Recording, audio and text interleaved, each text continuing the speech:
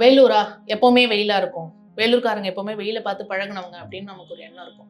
அதே மாதிரி நமக்கு திருச்சி அப்படின்னா திருச்சி வந்து கந்தக பூமி, அங்க எப்பவுமே வெயிலா இருக்கும் அப்படின்னு பேசுவாங்க. சென்னையா அது ஒரு சிட்டிப்பா, அது எப்பவுமே ஒரு மாதிரி புழுக்கமா தான் இருக்கும் அப்படின்னுடுவாங்க. ஆனா புதுசா இந்த லிஸ்ட்ல சேரக்கூடிய நகரங்கள் இருக்கு இல்லையா, இப்ப ஈரோடு புதுசா இந்த லிஸ்ட்ல சேருது.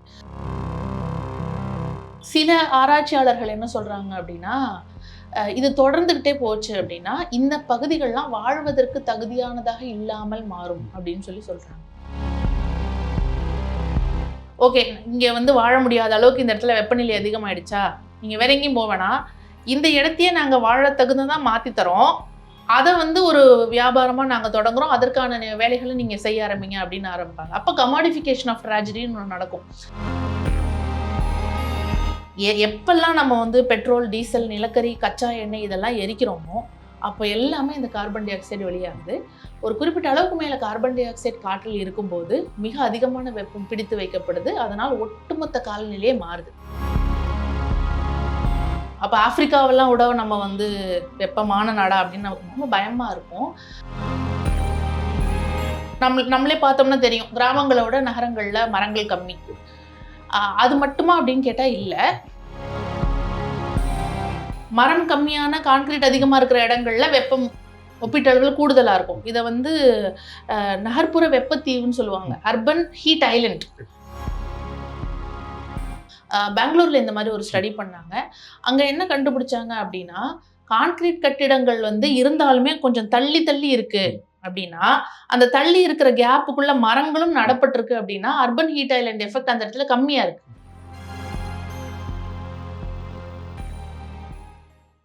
கௌதமலா பார்வையாளர்களுக்கு வணக்கம். கடல்சார் ஆராய்ச்சியாளர் நாராயணி சுப்பிரமணியன் அவர்கள் நம்முடன் இருக்கிறார். அவருடன் பேசலாம். வணக்கம். உலக அளவில் வந்து சுத்தமான 100 நகரங்கள், அதில் வந்து கிட்டத்தட்ட 97 நகரங்கள் வந்து இந்தியாவில் இருக்குது அப்படிங்கிற மாதிரி ஒரு 3 நகரங்கள் மட்டும், அதுவும் 97க்கு அப்புறம் இருக்கிற 3 நகரங்கள் மட்டும் நேபாளம் அப்படின்னு போட்டிருந்தீங்க. என்ன காரணம் இவ்வளவு வெப்பமான நகரங்கள் அது உலகத்திலேயே அதிகமாக இந்தியாவில் இருக்கிறது? முதல்ல நம்ம இந்த வெப்பமான நகரங்கள் பட்டியல் எப்படி வருதுன்னு நம்ம பார்க்கணும். இந்த வெப்பத்தை அளக்கக்கூடிய இடங்கள்ல நகரங்கள் இருக்கக்கூடிய இடங்கள்லேருந்து நம்ம தரவுகளை சேகரித்து 24 மணி நேரத்துக்கு தொடர்ந்து அந்த வெப்பநிலையை கண்காணித்து 100 நகரங்கள் வெப்பமான நகரங்கள்னு ஒரு பட்டியல் போடுவாங்க.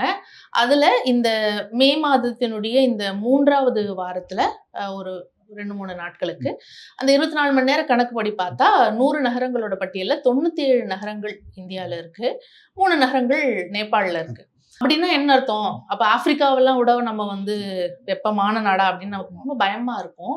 இதுல சின்ன சின்ன நுணுக்கங்கள் இருக்கு. ஒரு கட்டத்துல நம்ம அப்படி இருந்திருக்கோங்கிறது உண்மைதான்.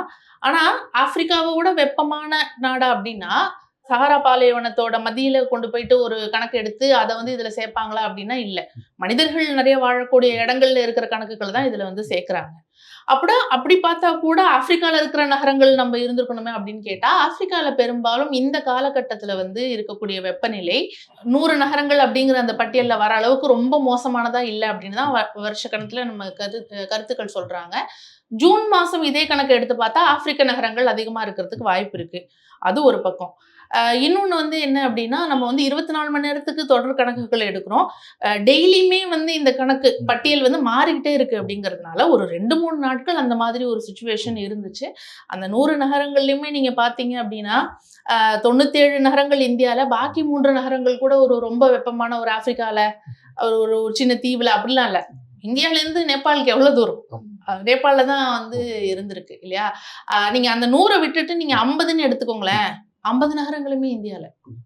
இதே நிலைமை கண்டினியூ ஆகுதா? இன்னுமே வந்து 100 நகரங்கள்ல 97 நகரங்கள் இந்தியாவில் இருக்கான்னு கேட்டால் இல்லை. ஒவ்வொரு நாளுக்கும் அந்த பட்டியல் மாறிட்டே இருக்கு. ஆனால் இதுவே ரொம்ப அச்சுறுத்தலை தான் வந்து சொல்லுது, காட்டுது அப்படின்னு சொல்லி தான் விஞ்ஞானிகள் சொல்றாங்க. ஏன்னா இத்தனை வருஷமா இந்தியா வந்து ஒரு வெப்பமண்டல நாடாக தான் இருந்துட்டு இருக்கு. இத்தனை நாளா அப்படியே நம்ம வந்து பனிப்பொழிவுலையும் ஆலங்கட்டி மழையிலையும் இருந்தோம், திடீர்னு நம்ம வெப்பமாயிட்டோம்லாம் இல்லை. இத்தனை நாளாவே இந்தியா வெப்பமண்டல நாடாக தான் இருந்துட்டு இருக்கு. ஆனா இப்போ சமீப காலமா இந்த பட்டியலில் இவ்வளவு இந்திய நகரங்கள் இடம்பெறுவதுங்கிறது மிகப்பெரிய ஒரு ஆபத்துக்கான அறிகுறி அப்படிங்கிறத வந்து விஞ்ஞானிகள் சொல்றாங்க. இன்னொன்று, இந்த நகரங்கள் அப்படிங்கிறதுனால இந்தியாவினுடைய நகரமயமாக்கல் பொதுவா நகரங்கள்ல வந்து எத்தனை மக்கள் வசிக்கிறாங்க, அந்த மக்கள் தொகை அடர்த்தி, பாப்புலேஷன் டென்சிட்டி எவ்வளோ இருக்கு, நகரங்கள் இந்த மாதிரியான தீவிர பருவநிலைகளை சமாளிப்பதற்கு ஏற்ற தயார் நிலையில் இருக்குதா அப்படிங்கிற மாதிரியான துணை கேள்விகளையும் நம்ம இதுல இருந்து எழுப்ப வேண்டியிருக்குன்னு நினைக்கிறேன்.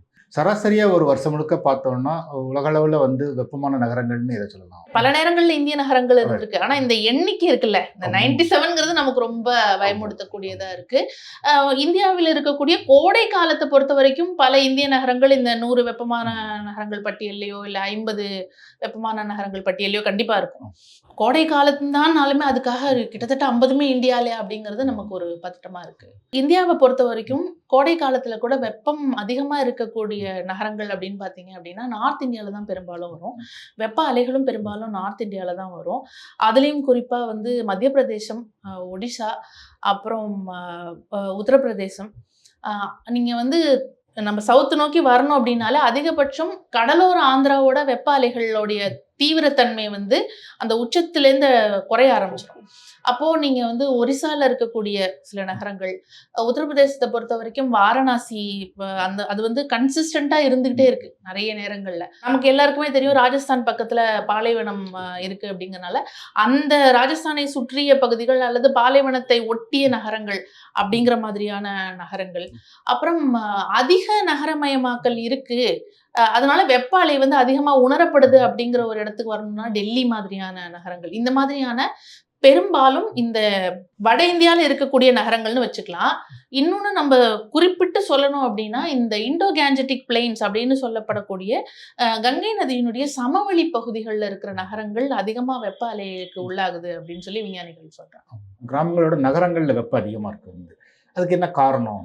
நம்மளே பார்த்தோம்னா தெரியும், கிராமங்களோட நகரங்கள்ல மரங்கள் கம்மி. அது மட்டுமா அப்படின்னு கேட்டா இல்ல, மரங்களும் கம்மியா இருக்கு, கான்கிரீட்டும் அதிகமா இருக்கு. ஒரு இடத்துல கான்கிரீட் கட்டுமானங்கள் அதிகமா இருக்கும்போது அந்த இடத்துல இருக்கக்கூடிய வெப்பம் அங்கேயே பிடித்து வைக்கப்படுவதற்கான சாத்தியக்கூறுகள் அதிகம். அப்போ நகரங்கள்லயே பாத்தீங்கன்னா மரம் கம்மியான கான்கிரீட் அதிகமா இருக்கிற இடங்கள்ல வெப்பம் ஒப்பீட்டளவில் கூடுதலா இருக்கும். இதை வந்து நகர்ப்புற வெப்பத்தீவுன்னு சொல்லுவாங்க, அர்பன் ஹீட் ஐலண்ட். அதாவது சுற்றி இருக்கிற பகுதிகள் எல்லாம் குளிர்ச்சியா இருக்கிற மாதிரியும் நடுவுல இருக்கிற அந்த இடம் மட்டும் வெப்பம் அதிகமா இருக்கிற மாதிரியும் ஒரு தீவு மாதிரி தனியா இருக்கிறதுன்னு சொல்லுவாங்க.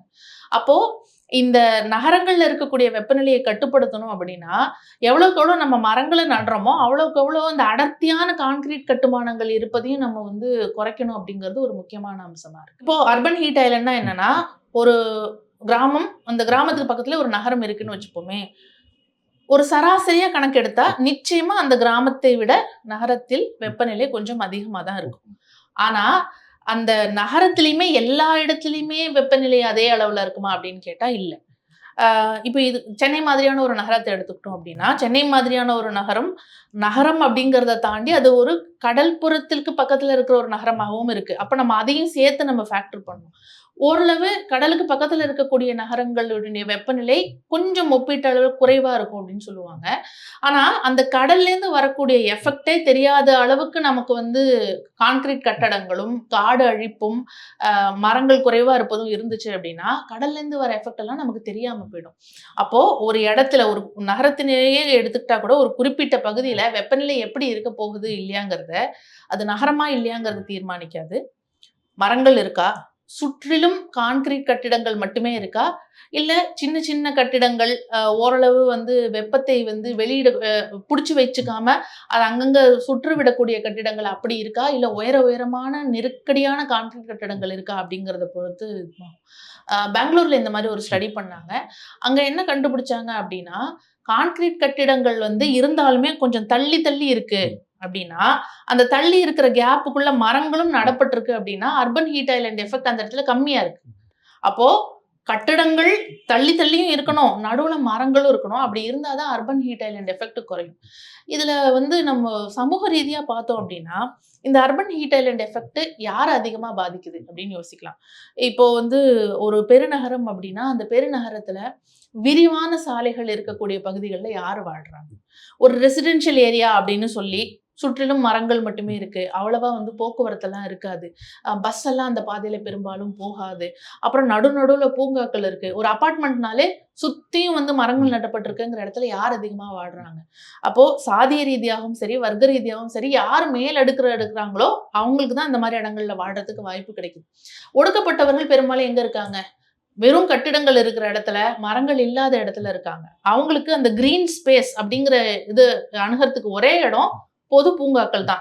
அவங்க வீட்ட விட்டு தள்ளி பொது பூங்காக்கு போனாங்கன்னா தான் மரங்களுடையன்னு அவங்களுக்கான ஒரு உறவே சாத்தியப்படுங்கிறப்போ, இது ஒரு வகையான சமூக ஏற்றத்தாழ்வையும் காண்பிப்பதா இருக்கு. அப்போ அர்பன் ஹீட் ஐலண்ட் எஃபெக்ட்ல ரொம்ப அதிகமா பாதிக்கப்படக்கூடியவர்கள், நகரத்தினுடைய விளிம்பில் இருக்கக்கூடிய மக்கள் அல்லது நகரத்தின் மத்தியில் இருந்தாலுமே ஒடுக்கப்பட்ட பகுதிகள்ல இருக்கக்கூடிய மக்களாக தான் இருக்காங்க. அப்ப அந்த சமூக பாதிப்பையும் நம்ம சேர்த்தே தான் பார்க்க வேண்டியதா இருக்கு. இது மாதிரி இப்ப தமிழ்நாட்டோட சிட்டிகள் சென்னை, திருச்சி, கோயம்புத்தூர், மதுரை. தமிழ்நாட்ட பொறுத்தவரைக்கும் பெரும்பாலும் இந்த வெப்ப அலையினால அதிகமாக பாதிக்கப்படக்கூடிய நகரங்கள்ல ஒண்ணா வந்து சென்னை இருக்கு. சமீபமா நடந்துட்டு இருக்கக்கூடிய ஆய்வுகள் என்ன சொல்லுது அப்படின்னா, புதிய நகரங்கள் இந்த லிஸ்ட்ல ஆட் ஆகுதுன்னு சொல்லுது. எனக்கு அதுதான் வந்து இந்த ஆய்வுகள்ல இருந்து எனக்கு கவலை அளிக்கக்கூடிய விஷயமா இருக்கு. நமக்கு எப்பவுமே ஒரு ஒரு மைண்ட்ல ஒரு ஐடியா இருக்கும். வேலூரா? எப்பவுமே வெயிலா இருக்கும். வேலூர்காரங்க எப்பவுமே வெயில பார்த்து பழகுனவங்க அப்படின்னு நமக்கு ஒரு எண்ணம் இருக்கும். அதே மாதிரி நமக்கு திருச்சி அப்படின்னா, திருச்சி வந்து கந்தக பூமி. அங்க எப்பவுமே வெயிலா இருக்கும் அப்படின்னு பேசுவாங்க. சென்னையா? அது ஒரு சிட்டிப்பா. அது எப்பவுமே ஒரு மாரி புழுக்கமா தான் இருக்கும் அப்படின்னுடுவாங்க. ஆனா, புதுசா இந்த லிஸ்ட்ல சேரக்கூடிய நகரங்கள் இருக்கு இல்லையா? இப்ப ஈரோடு புதுசா இந்த லிஸ்ட்ல சேருது. நம்ம வெப்பநிலை அப்படின்னு எடுத்து பார்த்தா, மிக வெப்பமான நகரங்களின் பட்டியல போட்டோம் அப்படின்னா, அந்த ஊர்கள் பட்டியல்ல கண்டிப்பா வந்து ஈரோடு வர ஆரம்பிக்குது. அப்ப இது என்ன ஆவுது? இந்த மாதிரியான புது நகரங்கள் சேர்றத வந்து நம்ம தடுக்கிறது எப்படி? ஏற்கனவே இருக்கக்கூடிய நகரங்களா இருந்தா கூட, புது புது உச்சங்கள வந்து இந்த நகரங்கள் வெப்பநிலையில தொடுதுங்கிறப்ப, அத நம்ம எப்படி கவுண்டராக்ட் பண்ண போறோம்? அப்படிங்கிறது தான் எனக்கு வந்து கவலைய கழிக்கக்கூடியதா இருக்கு.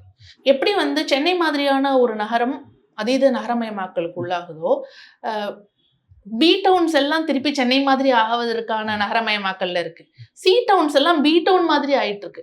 அப்ப இந்த மாதிரியான நகரமயமாக்கல் இந்த சின்ன ஊர்கள்ல தரக்கூடிய பிரச்சனைகள்னு இருக்குல்ல, இந்த சின்ன ஊர்கள் வந்து இவ்ளோ மக்கள் தொகை அடர்த்திக்கும் பழக்கப்படல, இவ்ளோ நகரமயமாக்கலுக்கும் பழக்கப்படல அப்படிங்கும்போது, இந்த நகரங்கள் எப்படி வெப்ப அலைகள சமாளிக்க போகுது அப்படிங்கிறதும் ஒரு மிகப்பெரிய கேள்வியா இருக்கு. இது என்ன ஆகும்னு நினைக்கிறீங்க எதிர்காலத்துல இந்த நகரங்கள் இது கூடிக்கிட்டே இருந்தது அப்படின்னா?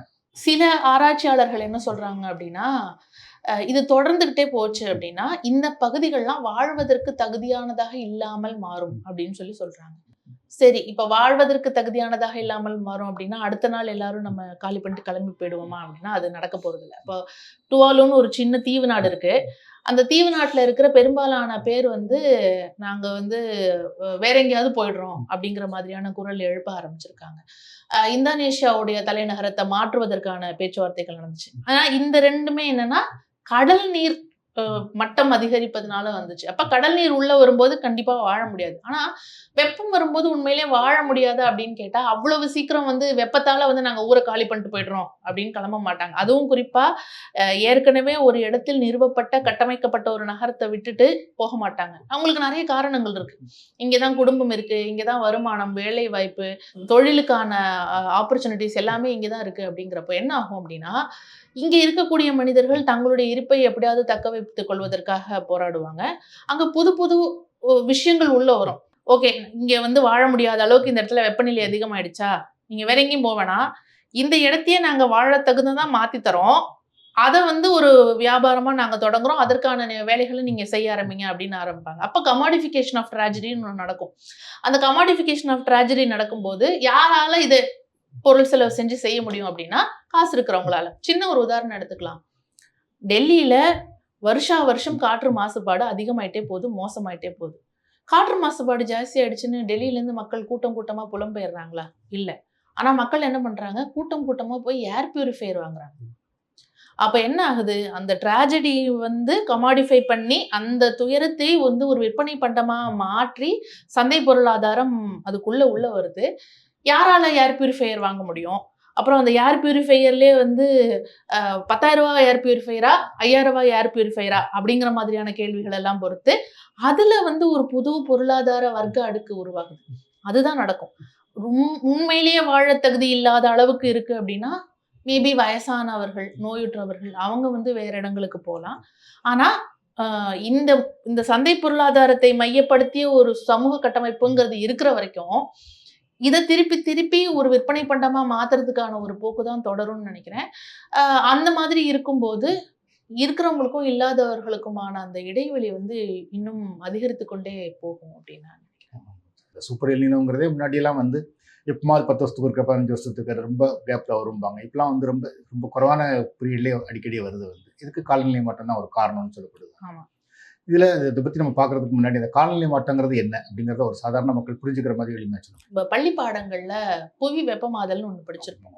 இந்த புவி வெப்பமாதல்னு படிக்கும்போது கண்டிப்பா இந்த பசுமை குடில் விளைவு கிரீன் ஹவுஸ் எஃபெக்ட்ங்கிறதையும் படிச்சிருப்போம். எளிமையா சொல்லணும்னா என்னன்னா, நம்ம சூரியன்லேருந்து வரக்கூடிய எல்லா வெப்பத்தையும் பெரும்பாலும் பூமி வந்து திருப்பி அனுப்பிடுது.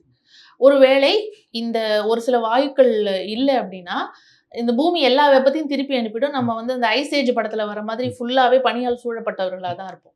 ஆனா அப்படி வெப்பத்தை எல்லாமே திருப்பி அனுப்பாம ஒரு குறிப்பிட்ட அளவு வெப்பத்தை ஒரு சில வாயுக்கள் பிடிச்சு வச்சுக்குது. அதுதான் இப்ப இருக்கக்கூடிய இந்த வெப்பநிலைக்கு காரணம். அப்போ மனிதர்கள் அல்லது உயிர்கள் வாழ தகுந்த வெப்பநிலையை இந்த பூமிக்கு தருவது இந்த வாயுக்கள் தான்.